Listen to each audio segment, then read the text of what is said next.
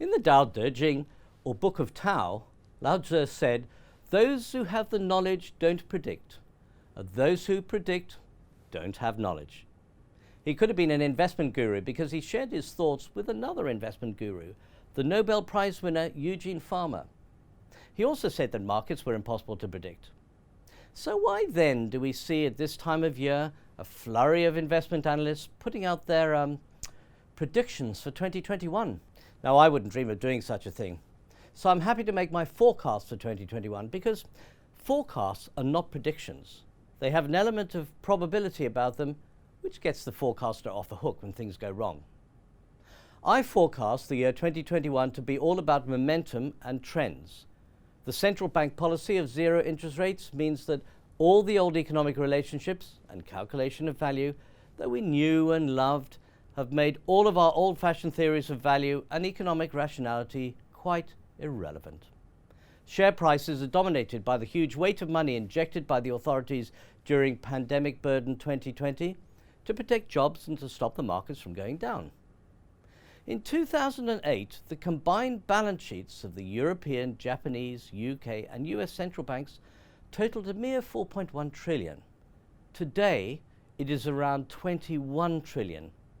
Now, that money doesn't disappear. It sloshes around the system looking for a home, and that's usually the stock market. And markets now are no longer supported by how valuable an investment is, but rather by narrative and by stories. Markets are moving because of stories. Why else would Tesla, which makes 300,000 or 400,000 cars a year, be worth more than Mercedes, BMW, Honda, General Motors, and Ford combined? It's the age of narrative finance. So the dominant narrative for 2021 is the sheer weight of money. But equities will be helped by two other narratives, the recovery story and the vaccine. Economic numbers will improve as we recover from the coronavirus lockdowns, and they'll be supported by the vaccine story. And if one vaccine doesn't work, several others will. So looking further out, equities are the place to be, especially in shares in companies that can raise prices. For inflation must be on the way. If bad news about unemployment or bad debt surfaces, the central banks will be on hand to kindly provide more money, at least in 2021. And keep an eye on the Chinese economy. It's showing the way as a leading indicator. First into the virus, first to deal with it, the first to see the impact of an economy under lockdown, the first to relax pandemic restrictions, and finally, the first to see economic recovery. China's economic figures will look good next year, and then the rest of the world will follow. They are leading the cycle and the narratives.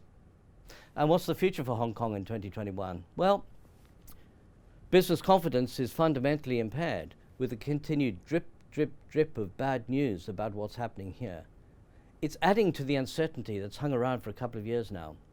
We can only move on when we reach a place of stability where there's no more scary news for investors. And a lot of that news flow is in the hands of the government. But you know, when you're strolling in a country park in the late afternoon, looking down at the islands and a sparkling sea, I have one final forecast, and I'm confident in this one. Despite the virus, despite the politics, despite the worsening infrastructure, despite high costs and cartels, despite capricious decision-making, Hong Kong is still a great place to live.